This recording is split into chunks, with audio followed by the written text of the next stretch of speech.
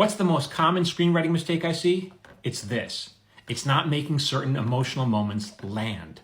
So every script, doesn't matter whether it's a comedy or a drama, half hour or feature length, has a handful of moments that absolutely have to land with the audience. So that means the audience has to feel them. They have to register these moments. So these moments can be like confessions or apologies, something intimate, something emotional, right?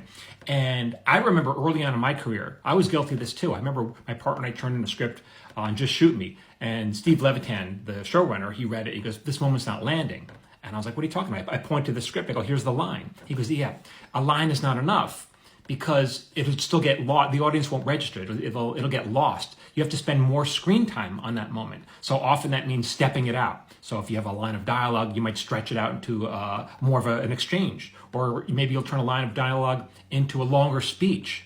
And that way the audience can feel it. And so a great example of this, I just happened to watch the other night, is the ending of Jerry Maguire. It's like the perfect example, right? Remember, so in that movie, Tom Cruise, at the end, he finally gets what he wants. His client makes a big catch, and now Tom Cruise is going to be, on top of the world as a big shot agent. And in that moment, he makes a realization. He's like, "No, that's not really what I want. I thought I wanted that, but what I really want is the girl," because he had just broken up with his wife, Renee Zellweger. So in that moment, he starts running to her, right? And they always run in that moment. The character always starts running. So he gets to her house. She's in the middle of some kind of women's group or something. He enters and he goes, "Hello, I'm looking for my wife." And, she stands up and he makes this big heartfelt apology, how he was foolish, the error of his ways.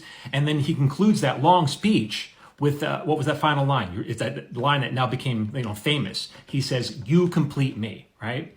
And then what does she say? She says, "You had me at hello."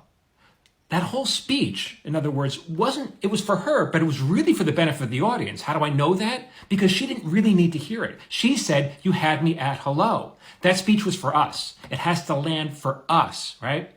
For more tips on how to be a better writer, you can follow me here, but you can also sign up for a free lesson, which is a much longer lesson that I have, and you can go here to get it, at Michael Jamin Writer.